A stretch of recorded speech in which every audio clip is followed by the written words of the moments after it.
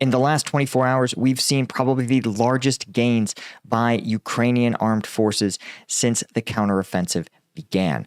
But what does it mean for Russia, and what does it mean for the other areas of the front? I'm Paul, U.S. Army combat veteran. It's July 28th, 2023. This is your daily Ukraine update. Let's get into it. Okay, first, let's take a look at the control map. This is where we're seeing two substantial changes. The first is outside of Robdine, which shows, again, in the last this is about 48 hours. So here's the 25th, 26th, and then the 27th. You can see large changes, significant withdrawals by Russian armed forces. Let's see if we can get out the ruler here and give an actual volumetric count to what has happened. So here is the previous Russian limit of advance. Oh, actually, sorry, it's not letting me. Okay, there we go. All right, so the previous Russian limit of advance is right here. So we're going to tag that and see. We're looking at 4 kilometers, about 1 kilometer south, and probably another, we're going to say probably 2 kilometers south. So these are significant one-day gains by any metric. Obviously, we haven't seen the actual recapture of Robdine or any major villages. And in terms of terrain value, it is of limited value, I'd say. Capturing some of these hilltops probably going to give Ukrainian forces a good vantage position from which to spot Russian forces and direct artillery and mortar fire, as well as make it hard to dislodge Ukrainian forces if they can take the remainder of these hills, simply because assaulting a trench up a hill is a hard task, right? And you really want to be the person in the trench. When we look to the east, near Staromayorsk, you could see also a noteworthy day. So because Staromayorsk has been liberated. Again, we can see here is the, again, limit of advance as of the 25th, 26th, 27th. You could see just the significant gains that Ukrainian armed forces have made from their furthest point, 2.5 kilometers. Again, a huge gain by almost every standard. And we can really see that it's even deeper when you go outside of Staromayorsk, when we're looking at nearly 4 kilometers of total advance. So a real significant change in terms of control, and more importantly, it's an area of real substantial value. Yeah, the furthest point of advance here looks to be, right around 4 kilometers. Because Staromayorsk has been contested for a long time. We're going to look at the combat map, and we're going to see just how fast breaking this situation is, and how intense the fighting is in almost every one of these areas, right? This is not settled by any stretch of the imagination, and we're going to see in the combat map just how dynamic these front lines are. But seeing 48 hours making 4 kilometer gains, this is looking a bit more like a real offensive, right? Like a real Western style offensive. When we look at the fortification networks, you can see that, again, some of these Russian fortifications, as we talked about, right? If Ukrainian forces can get into some of these Russian trench networks, they're going to be much easier to dislodge from the side, as opposed to from the rear. So you're seeing that. I think that's probably a driver of why there's this bulge in the lines here, simply because this trench isn't effective at stopping attacks from the west, right? It's meant to stop a frontal assault.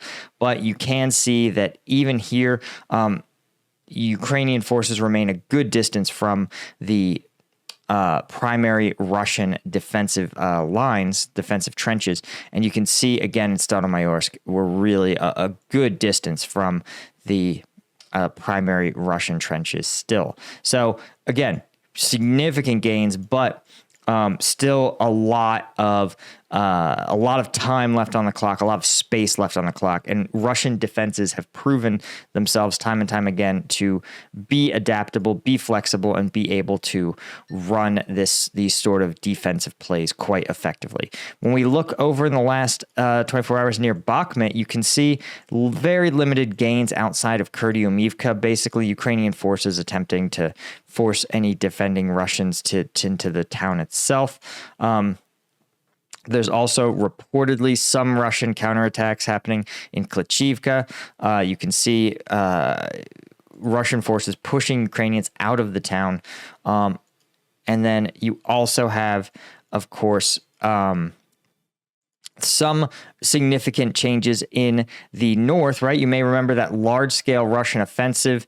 Also good news there, right? Here's kind of the 25th, right? 2 days ago. This is its apex, and you can see that in the 2 days that have happened, basically all Russian gains have been pushed backwards. The result, of course, is that more or less Russia's big offensive in the north has stabilized, and what you have instead is a very, very good day for Ukrainian armed forces. Now, when we look over at the combat map, you can see that here we have a very different looking front line than what we just talked about, right? You look here, you can see this depicts Robtine, Novokropivka, even deeper is listed as contested, right? So this line of Ukrainian control looks about right, but Ukrainian forces are potentially operating extremely deep in Russian territory. And this is the sort of event you would see if there were a large-scale breakthrough where Ukrainian armed forces are able to get deep into Russian territory before Russian forces can redeploy themselves, right? You also see something similar here where it's depicting Staromayorsk as liberated, Oruzane as contested, but significant other areas, New Priutine, are also contested, right? So Ukrainian armed forces potentially operating in a much deeper and larger area than is officially listed as controlled. You see here Klitschivka, Kurdyumivka, similar situations where there's a huge delta where Ukrainian armed forces are operating, but do not yet have territorial control. Anyway, guys, if you want to see some of the breakdowns of the combat footage coming out of this conflict, I'm going to be doing that today at combatvetnews.com. It's the #1 way to support the channel, to keep me independent. Obviously, Patreon, not a fan of Ukraine content. YouTube's monetization, also not a fan of Ukraine content. So I depend on you guys for your support, and I appreciate every one of you that does it. And any one of those tiers there will get you access to the members-only videos. We actually just looked a couple days ago at Ukrainian armed forces engaging a Russian supply column and conducting an insurgent-style ambush. It was pretty cool to see. Anyway, thanks to everybody who's a member.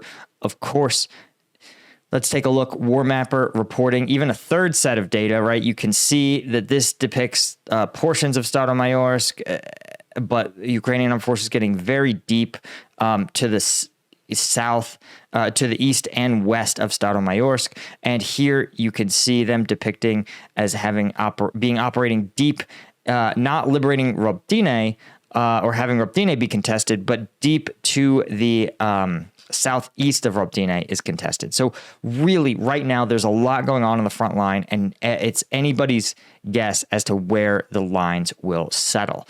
But again, this sort of chaos favors Ukrainian forces as the attackers.